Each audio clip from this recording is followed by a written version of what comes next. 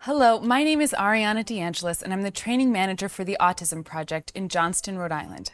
Hi, I'm also John Sexton from the Lincoln Police Department in Lincoln, Rhode Island. Hi, I'm Chuck Grabowski, and I'm a retired firefighter from the Lincoln Rescue Service, Lincoln, Rhode Island. And I'm a father of an autistic individual. Today, 1 in 44 children is diagnosed with autism spectrum disorder. But it doesn't just affect children. Autism is lifelong, and you are going to encounter both autistic children and adults frequently throughout your career. According to a study from the FBI in 2011, autistic people are 7 times more likely than neurotypical peers to have interactions with police. But without an understanding of autism, first responders and bystanders may misinterpret the situation. By learning the signs and characteristics of ASD, we can respond using the tools and strategies we'll be talking about here and in subsequent videos. These tools and strategies can help to de-escalate situations and also improve the experience for the autistic individual. So, what characteristics must be present in order to receive an autism diagnosis? According to the American Psychological Association, there are 2 core areas of challenge or difference in autism: social communication and interaction, both verbal and nonverbal, and repetitive patterns of behaviors, interests, and activities. Let's think about what these challenges or differences might look like in the field. At some point, probably at many points throughout your career, you're going to encounter an autistic person that communicates in a different way. Sometimes they might not be able to communicate verbally. They might use symbol exchange, sign language, or even a device like an iPad to communicate. Others may be able to verbally communicate, but may lose that ability during periods of high stress. So on an average day, that person may have no trouble communicating, but when you're interacting with them, they may not be able to speak. You might also encounter someone who can speak, but has difficulty understanding what is being said to them. They may agree to everything that you're saying, but keep in mind that they may not understand what they are agreeing to.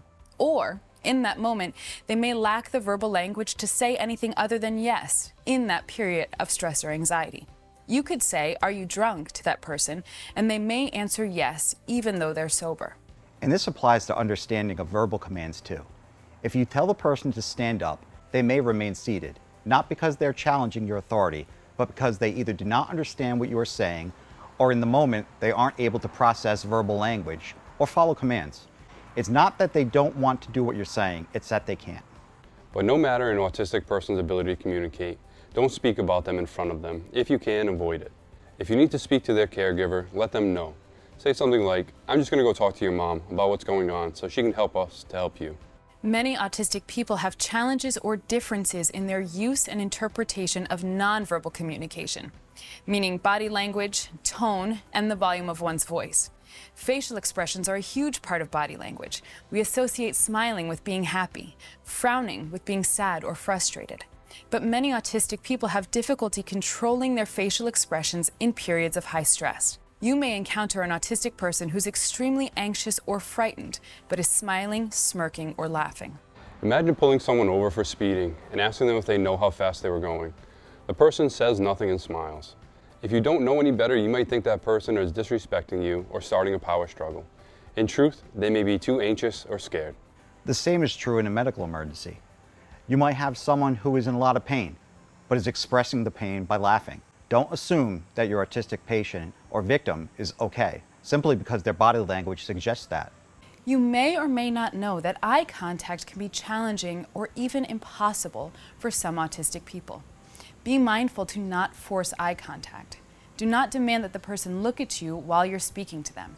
It may actually escalate the situation, making the person more anxious and making it difficult for them to focus on what you're saying. A few more key points about communication. Consider how fast you talk and how often you repeat yourself.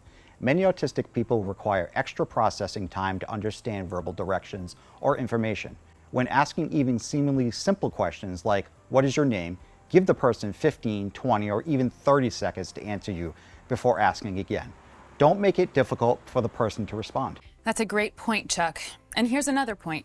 If saying, "What is your name?" doesn't elicit a response, you can try a fill in the blank. Something like, "My name is," and then pause and wait for the person to respond with their name.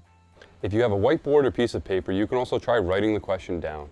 The person may be able to read what you have written and then answer verbally, or may be able to write out an answer. Just remember to speak calmly and slowly and use non-threatening body language. This person is in a crisis, or you wouldn't be there with them. Our best de-escalation strategies include being calm and supportive and using tools that work to meet an autistic person's unique needs.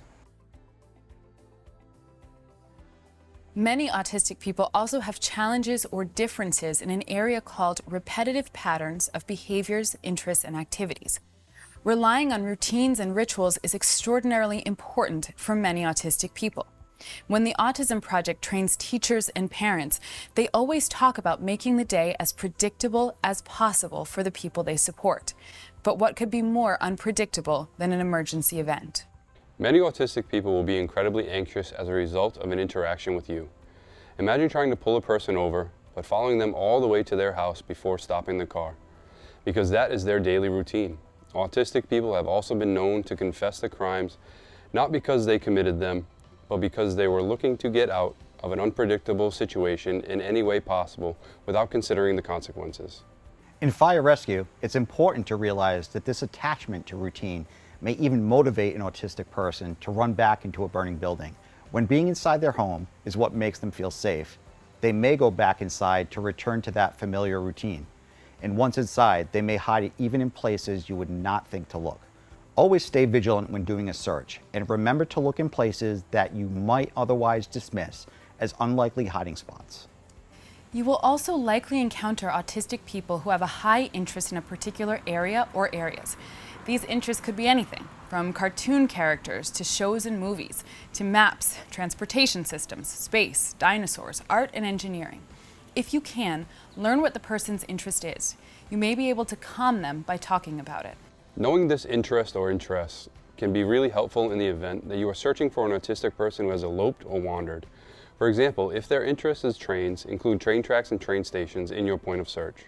Another characteristic of autistic people can be repetitive speech, or echolalia.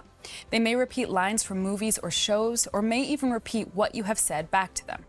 You may encounter people who also focus on repetitive movements or self-stimulatory behavior, called stimming, such as snapping their fingers, flapping their hands, rocking, jumping up and down, or walking on their tiptoes. They may also use different tools to stim. Even something like a string, rubber band, ribbon, fidget spinner, or squishy toy may be used by the autistic person. What's important to note here is that unless it is unsafe to have, please do not remove these tools from the person. They're using these tools to keep calm, and removing them could escalate the situation. Many autistic people are over or under responsive to sensory input. They may be over responsive to loud noises or bright lights. If you know there is an autistic person at the scene, try to arrive with your lights and sirens off. In addition to the obvious lights and sounds, shiny things like badges and sunglasses might be distracting. The noise from your radio might be agitating as well. Try to reduce sensory stimulation as much as possible. Knowing all the tips and tools we have discussed today can help all of us to be better prepared for encountering autistic people in the field. This preparation is key to improving the experience of the autistic person and in keeping everyone safe. On behalf of the Autism Project and the Public Safety Special Needs Coalition, I want to thank each of you for taking the time to learn about the unique needs of our community. We look forward to sharing more with you in our next video.